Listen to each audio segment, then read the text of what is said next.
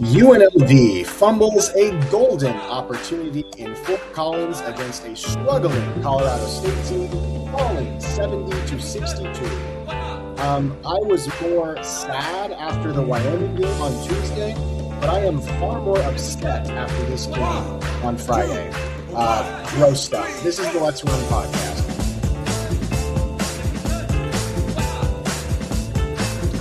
Hello, everybody. Welcome to the show today. Grateful to have you, as always, be a part of the Let's Run podcast.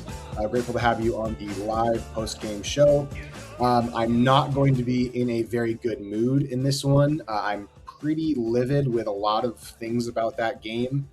Perhaps it would be better, actually, if I had a cooling down period. So I'm going to try, and I'm going to try not to say anything that is too on the nose, or I guess too I don't know if controversial is the right word, but I found that game eminently frustrating. Like my mom here says, a wasted opportunity. Yeah, like I can already see the story. We're gonna be watching Red Zone, and Josh Pastor's gonna be like, "We fought so hard and just came up short." No, I don't care. You lost. You had a game with a Colorado State team that was begging you to go out there and win it. You had a game that could have helped actually wash out. This game means nothing. The effort, the bounce back effort after the Wyoming game means nothing. These guys wasted a huge opportunity tonight because of stupid play, because of missed free throws, because they could not hit layups at the rim, because they played stupid and won stupid prizes. There's nothing to be encouraged about tonight's performance. Nothing. Zilch. Nada. In fact, this might be the most mad. I mean, it's certainly among, specifically because it's in conference play and because the game was just right there. This might be the most mad I've been about a game all season. Conference play games mean more than non-conference games. That's just the way it is. But I'm furious with how they played this game. They wasted. There was across the roster, from guys like Al Green, who had easily his best game as a running Rebel. I thought Tyron Jones had a reasonable game, not perfect, but for a freshman, I thought he was reasonable. I thought Isaac Williamson had certainly one of his best games since the Memphis game. I thought Dre Gibbs Lawhorn played a solid game.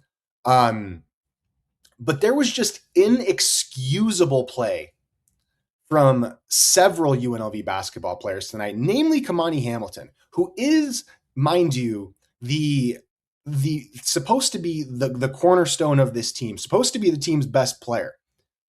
I think, my apologies, I haven't seen the payroll for this team, but I feel pretty confident in saying, and look, maybe I'm wrong, maybe somebody wants to reach out and correct me, but I feel pretty confident in saying that we are paying Kamani Hamilton more than any other player on this roster.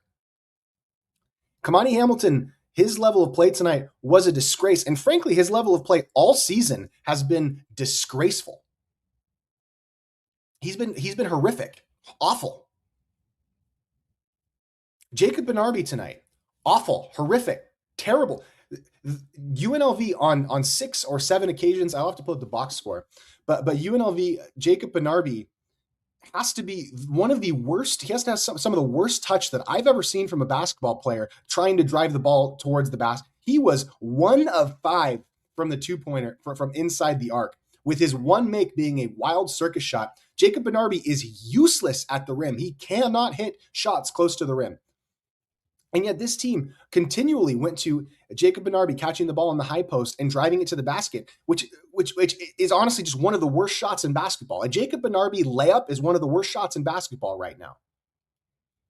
You had Howie Fleming, who I just think he was terrible tonight. I mean, listen, man, he did some good things defensively. I don't act like everything he did was bad, but I thought Howie was just an eyesore on the floor. 0 of 3 from 3. Only took 1 shot inside the arc. Played 21 minutes. I mean, I thought Dre Gibbs Lawhorn, he only had 13 points, but I thought he was outstanding tonight. His stat line may not look great, but I thought he was really quite good. And Isaac Williamson, Al Green, I thought Nas Cunningham, even though he didn't score, I thought in his very limited time, he looked pretty good. But for guys like Kamani Hamilton, Emmanuel Stephan is is honestly an affront to the game of basketball at times. I mean, he had 3 rebounds tonight. Kamani Hamilton only had 1 rebound tonight. 1 rebound. Your highest paid player, a 6'9" forward who's more physically talented than perhaps anybody else on the floor, comes home with 1 rebound. And it was an offensive rebound. The guy couldn't get a defensive rebound to save his life. How many times did UNLV give up second chance points simply because Kamani Hamilton couldn't collect the board and was not boxing out well? And the same goes for Emmanuel Steffen, who was not boxing out well and could not collect boards. The only guy on this team that seems to punch above his weight class on the rebounding side of the, when it comes to rebounding, is Howie Fleming. I'm flabbergasted that the Rebels lost this game, and not because they were supposed to win it. The Rebels were supposed to lose this game. I think Ken Baum had it as like an 11-point loss. They were 6-point or 6.5-point underdogs in this game. So, listen, the expectation was not UNLV winning this game coming in. But when at one point in the second half, UNLV is up by 5, and Colorado State does the simple adjustment of going to a zone, and your team looks like they've never played the game of basketball before, trying to attack a zone defense. I don't know what else to say. I was disgusted by so many things I saw tonight, specifically because there were so many good things going on as well. And specifically because I don't know if it's coaching. I don't know if it's, I don't know if it's just individual players making mistakes. UNLV finished this game 15 of 25 for 60% from the free throw line. You think they could have used any of those 10 free throws they gave away? UNLV gets out-rebounded in this game 34 to 29. So they get out-rebounded again. UNLV gives up, I believe it was 19 second chance points in this game. In a 62 to 70 game, which was basically a 1-point game, UNLV went 7 minutes and 30 seconds in the second half without scoring a field goal. Idiotic play, turnovers. UNLV finishes the game with 16 turnovers. Now, it may not sound like a crazy number, but these turnovers were just stupid. How many times are we going to see our forwards posting up at the top of the key, passing it right to the other team while one of our players is trying to cut to the rim? That happened like 4 times tonight. There's nothing encouraging about this. Despite what you might read in the review journal, there's nothing encouraging about this. Our team played dumb. A Colorado State team without their best player that was begging UNLV to come in and win this game. Begging them. And UNLV, who's trying to compete in the Mountain West Conference, who said, we're starting over 0-0. This is a whole new season for us. You cannot lose games where you have this chance to win. And now, what kind of confidence do we have in UNLV going up against a Boise State team on Tuesday? If you want to be, what this game told me is that the Rebels just, I don't know, maybe I held out hope that they were going to be able to be competitive in the Mountain West Conference, but golly, man, I don't know what to say. Let me go over some of your guys' comments here. This offense is terrible. Yeah, they can't score. I'm not going to say your other comment, Lucky, but I agree. How does Kamani score with less than 7 points? I genuinely don't understand. I don't either. Kamani got to be betting against us. It was a terrible performance. It's terrible. And this coaching staff has not been able to get anything out of Kamani like they should have been able to get. Kamani's an incredibly talented player who can stretch the floor, who's super athletic, and this coaching staff has not been able to get the best out of him all season. Hamilton has been such a huge leg down, 0 production much of the last handful of games. He has 0 discipline and seems to be like a me player. Yeah, Kamani commits the dumbest fouls in all of, I've never seen a player that commits dumber fouls than Kamani Hamilton. Emmanuel Steffen is also in the top 5, don't get me wrong, but Kamani Hamilton commits some of the dumbest fouls I've ever seen. No way, dude. No way he went from the doo-doo to the worst player. He was a good player at High Point. Listen, man, Kamani Hamilton was a really good get in terms of recruiting for this team, but it has, at least so far in this season, has not worked out. Maybe the coach can't instill fundamentals and discipline because of fear of losing players to the transfer portal. He's going to lose players to the transfer portal anyway. This is not a, this is not a multi-year thing. You're not going to see guys stick around for 3 or 4 years in college basketball. That ship has kind of sailed. I think it's more because he's afraid of losing players because the team just doesn't have enough depth. It'd be one thing if the team had 12 guys who could play and you could just kind of plug another player into a guy like Kamani's role, then you might be a little more aggressive in terms of just benching him. But because the team just doesn't have the depth, they can't really afford for Kamani Hamilton to be a non-player. They just can't. The team's just not going to function properly without Kamani Hamilton making some sort of a run. I'm not a big fan of our bigs being left on an island at the top of the three, trying to dribble and make backdoor passes, turnover after turnover. Our bigs are a wreck. Yeah, I mean the 4 and the 5 play from this team has just been awful. Is it bad coaching for Hamilton? Certainly it's bad coaching. I mean, listen, man, like coaches are responsible for how their players are playing. And Kamani Hamilton just isn't playing smart. A couple more comments here. Nostradamus, when will we finally get an investigation into why this program has been so bad for 12 years? It's just because the administration hasn't done its job. They've made a bunch of bad hires in a row. And I mean, we don't really need an investigation. We know exactly the reason why they haven't been good, because they haven't made good hires. Now, I'm not trying to say that Josh can't, look, I'm really mad. And I would rather be mad than like apathetic, the reason why I'm mad is just because I know that this team could have and should have won this game. And so, for me, I would much rather leave a game where you lost upset, like angry, than depressed, like that game on Tuesday. I'd rather have a result like tonight than like Tuesday, but it's not encouraging to me. It's not encouraging to me considering how they lost the game. Not encouraging. Lucky says Passner is soft. His players don't give AF. Diving for loose balls at practice is cute, and we have no sense of urgency or cohesiveness. Yeah, I've said this a few times about why I don't. My biggest fear for Coach Passner is that he's trying to say everything all the time, all at once, as opposed to focusing on a few key messages. I think sometimes Passner says too much, always trying to say the right thing, always trying to coach, always throwing the entire book at a problem, as opposed to kind of fixing 1 or 2 points and then progressively building up. I think that's been a criticism that's followed him throughout his career. I mean, Passner's a really smart basketball mind. He really is. Passner's not dumb.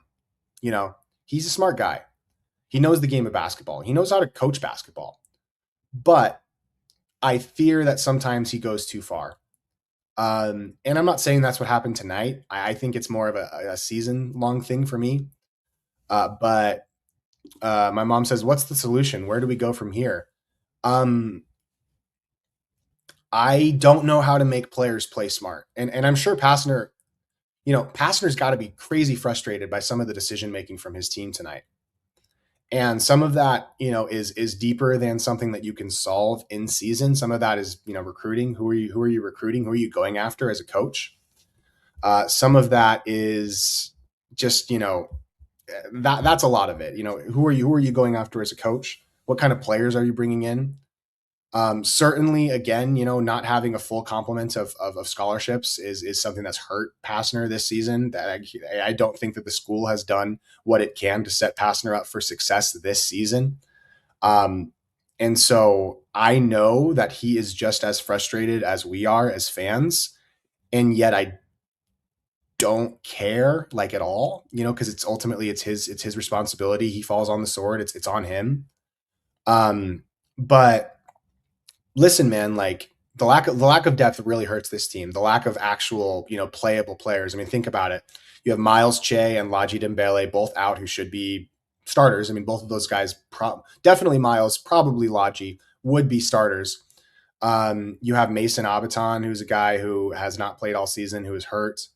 And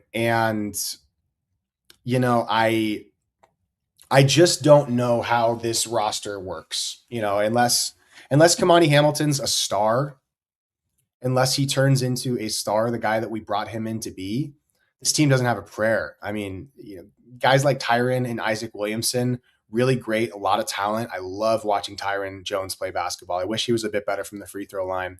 Isaac Williamson, I think he is awesome. I really like watching him play. I know he hasn't always been great this season, but these guys are freshmen. Like obviously their level of play is going to flow up and down.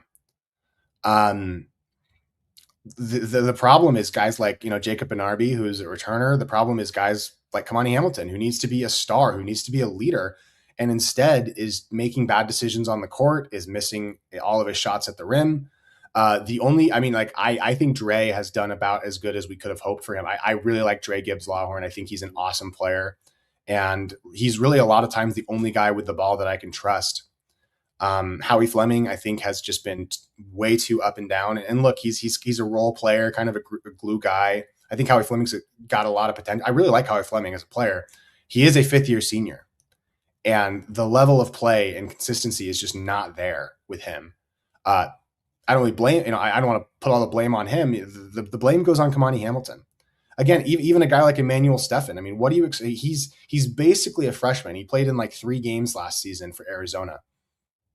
And I don't know what happened to him in that Stanford game. The first game that Emmanuel Steffen came back, he had 18 points and 10 rebounds. I don't know what possessed him, but whatever possessed him is not anywhere near him right now. He seems like a total head case to me. He just doesn't seem to be confident in what he's doing on the floor, and doesn't seem to know how to play basketball. And some of that is because he hasn't been practicing with the team. Some of that is because of the injury, he had a lot of time off. But what a disappointment based on, after that first game that Emmanuel Steffen has been. And frankly, if you want to lay the blame is on two players, two people, in my opinion. It's on Josh Pastner as the head coach for not getting the most out of his players, and it's on Kamani Hamilton, who should be the best player on this team, who should be the leader on this team, who should be setting the stage, and instead is playing immature, is making bad decisions, and I can't overstate how disappointed I am with him as a player for this entire season. Even the games where he's had a couple games where he scored like 16 to 18 points. I haven't liked anything he's done all season as a player. I just haven't. Maybe that game against Chattanooga, he was pretty good. I mean, I've been really disappointed. A couple more comments here. Let's make sure we get Hamilton needs to get back some of his money for NIL. Hamilton has physical talent, but is a terrible basketball player. This year is over. Yeah, I mean, listen, man, in terms of this year isn't over. The reason why the year isn't over. Listen, man, like the year is over when the Mountain West tournament is over. That's when the year is over. Now, part of the problem with the Mountain West tournament is if you are outside the top 6, and I think it's actually the top 5 or 4 this year, if you're outside the top 4 in terms of seeding, so basically if you finish outside of the top 4, your chances of making a run in the Mountain West Conference tournament are near 0. I mean, they are very small. New Mexico did it as a 6 seed a couple of years ago. But if you're not a top 4 team in the league, which makes intuitive sense, by the way, you're not going to do well in the Mountain West Conference tournament. And so part of the reason why why I'm so upset about this game is because I said coming into this week, we had Wyoming and Colorado State on the road. And I said, if we're a serious basketball team, we're going to win one of these 2 games. Obviously that didn't happen, but to have that golden opportunity here tonight and to just snatch defeat from the jaws of victory, I think is pretty disheartening. So the year is not over, but unless this team is taking down Boise State on Tuesday, you cannot have games like this game against this Colorado State team where you have golden opportunities to establish your place in the pecking order of the Mountain West Conference, and you throw it away with bad decision making and missed free throws and turnovers and second chance points. You can't do that. That's part of the reason why I'm so upset about this game. And I've actually calmed down a little bit as the podcast has gone on. A couple more comments here. I want to make sure I get all of them. I thought we were going to win when we had that one possession late in the second half where there was exceptional ball movement followed by a 3-pointer. After that, it went downhill. Yeah, after that, the adjustment that Colorado State made, and it's honestly one that they should have just been doing the entire game. Part of the reason why UNLV had a chance in this game is because we were shooting better than we have been. And a lot of that was because Al Green, who, look, I've definitely levied my fair share of criticism at Al Green. Al Green was awesome tonight. He was great. And him getting hit in the face and all of a sudden having, I don't know if he broke his nose, but he had a hugely, swelling nose. And after that point in the game, he was kind of on the bench. I think he went in after that, but he wasn't as effective. Al Green was huge, and he was a lot of the reason. And him and Isaac Williamson. I'll throw up the stats here just so you guys can see them. Let me throw them up for you here. Here we go. Let's throw up the stats. Dang it! I meant to take out your comment. On the game, Isaac Williamson finished with 14 points. He was 2 of 4 from three. That was huge. Al Green was 2 of 5 from three. He finished with 12 points. That was huge. Dre Gibbs Lawhorn was 2 of 4 from three. I mean, UNLV shot 35% from the three, one of their best 3-point shooting performances of the season. And, to have that kind of shooting and to not be able to put it away was really, really, really disheartening. Tyron Jones finishes with 8 points. He was 3 of 6. He was only Tyron was 2 of 6 from the free throw line. Fair enough. Sometimes teams have players that really struggle. Tyron was an issue tonight from the free throw line, but I thought he was fine. It wasn't a great Tyron game. Only 3 rebounds. I mean, again, this team in terms of rebounding, these guys just do not get boards.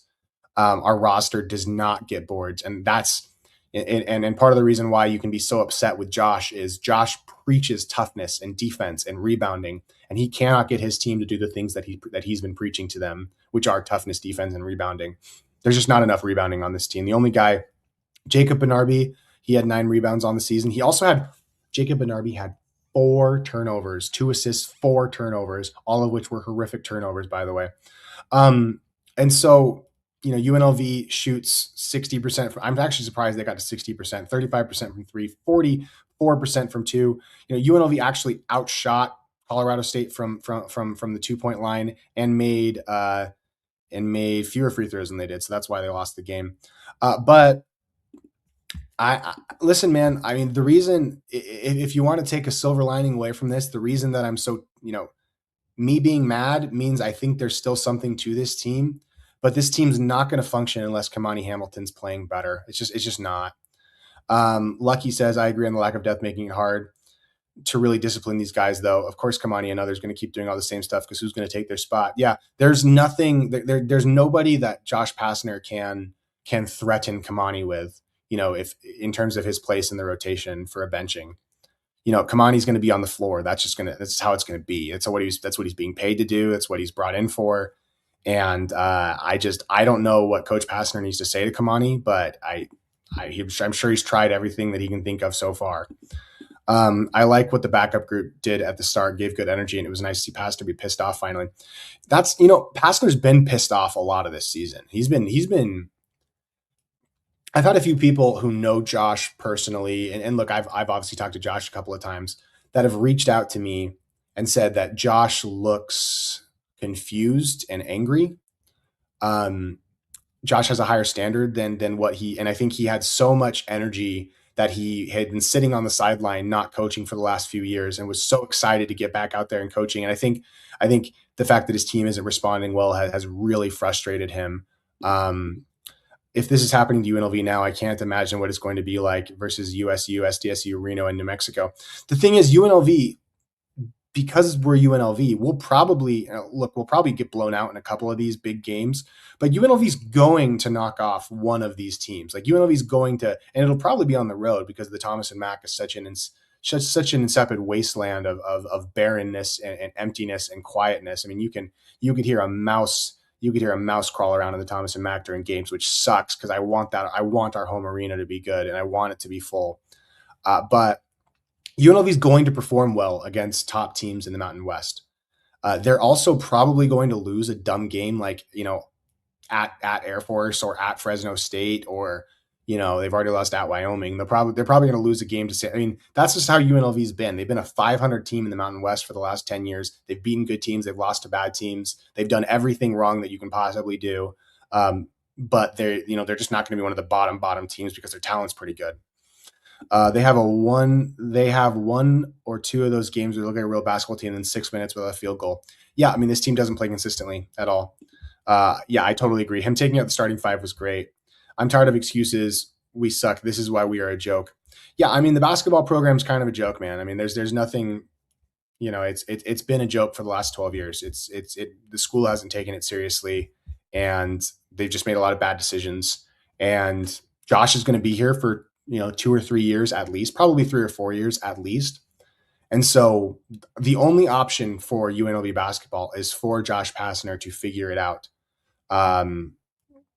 I miss my graduation class of UNLV basketball. Yeah, I mean, I miss when I was in high school and we were going to games that mattered. UNLV hasn't played a game in the month of February that mattered since 2013. They haven't done it. Not one season have they played a game where they've been in contention for an NCAA tournament berth in the month of February since 2013. Not one time. Zero. I mean, that's pathetic. So, where do they go from here? They got to get Kamani to play better. They got to, they have. I've been preaching this. I've been preaching this for the last couple of weeks. They have to rebound the ball. They have to get better at defensive rebounding. It's unacceptable. Their effort, their execution, their positioning, all on the defensive glass has been unacceptable, and it has been a huge reason why UNLV has lost so many of these games. They have not been able to finish out. There were 3 or 4 that I can think of specifically, but probably more possessions tonight where UNLV played outstanding defense, and ended up giving an offensive rebound and giving away free points in a game where it's basically a tie game with a minute to go. UNLV gave up 16 second chance points, and that's all because of defensive rebounding. Your defense does not matter if you cannot secure a rebound at the end of it. And Josh says this kind of stuff because it's true all the time, but he has to find a way to. That's the one thing that I would focus on for this team. Can they out rebound teams? Because they have the size, man. Emmanuel Stephan's plenty big enough.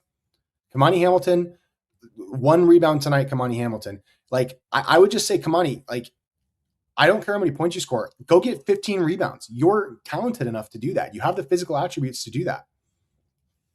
And Kamani was a good rebounder at High Point. Not amazing, but he was a good rebounder at High Point. Kamani needs to go get some stinking boards. This team needs to rebound the basketball. That's the one thing they can do. That's the one thing they have to improve on. That has to be non-negotiable. And yet, as of right now, it is negotiable. I don't know. I don't think you're not going to fix the shooting problems. You're not going to, because a lot of that is roster wide, but you can rebound the basketball better. And that's what this team needs to do. So guys, I'm livid. I'm upset. I'm angry. That game ticked me off, and really frustrated me to no end, as you can tell. I want to shout out Al Green, Isaac Williamson, Dre Gibbs Lawhorn. These guys had great games, and because of their shooting, gave UNLV a chance to win this game. And they did everything right. I thought some of the perimeter defense, especially from Dre, even Howie Fleming, who I didn't think had a great game, I thought some of his perimeter defense was outstanding. UNLV was forcing deflections of passes, we're forcing turnovers. There were good things about tonight, but ultimately, when you have a golden opportunity like this and you fumble, it doesn't mean anything. The only thing for me that would mean something for UNLV basketball is if they could get a top 4 seed and make it to the semifinals of the Mountain West Conference tournament. That is what would make me feel better about the positive direction of this program. And it's still possible. I mean, a lot of teams in the Mountain West have a lot of losses. As UNLV went to a good Wyoming team and lost. They went to a good Colorado State team and lost. That happens. And I think that this Boise State game on Tuesday is really going to be the Rebels' last opportunity to be a credible team in the Mountain West. If they lose that game and drop to 2-3, you look at UNLV's schedule. I think it just gets too difficult. It gets too difficult for the Rebels if they drop that game to Boise State on Tuesday. Taking a look at UNLV's schedule, so they play Boise State on Tuesday. Then they get a game at San Jose State. That's a must-win. UNLV needs to go 2-0 next week to get up to 4-2. Then they got a really tough stretch. They get at Utah State. Utah State's a buzzsaw. It's going to be really tough to win there. They get San Diego State at home. That's a tough matchup. UNLV did sweep San Diego State last year, but that's a tough matchup. And then New Mexico. So basically, they get Boise State, San Jose State, Utah State, San Diego State, New Mexico, and then Reno. That's a 1, 2, 3, 4, 5, 6 game stretch where you are only projected to win 1 game. And it even goes further than that. UNLV is not projected to beat Fresno State on the road. They're not projected to beat Grand Canyon at home. UNLV is projected to win 2 of their next 10 games. 2 of their next 10. That's brutal, man. And I don't think that UNLV has a chance to be competitive in the Mountain West unless they win this game on Tuesday. They have to take it one game at a time. They have to win this game on Tuesday, and then they have to win that game at San Jose State on Saturday. If they do that, maybe they still got a chance to be competitive, because at this point, your goal is to be a top 5 team in the Mountain West in the regular season. And if they'd won this game tonight, they'd be on track to do that. And they're not on track to do that because they lost this game tonight. So, guys, I'm going to end it there. I've been going for a bit. I'm starting to ramble a little bit, so I'm going to let it go. Look, I still love this program, still love this team. As frustrated as I am with them, I'm happy that they played well tonight. I'm happy that a bunch of dudes on this team made a lot of great plays tonight. And it's got to be really frustrating for them too. It's got to be frustrating for the staff. It's got to be frustrating for coach. I guess we'll see how they do. Thanks, Tim, and thanks to T. Kelly, fellow Kelly. I don't think that's my dad. It's kind of funny. I always think that's my dad when I see that. Good to see you, T. Kelly.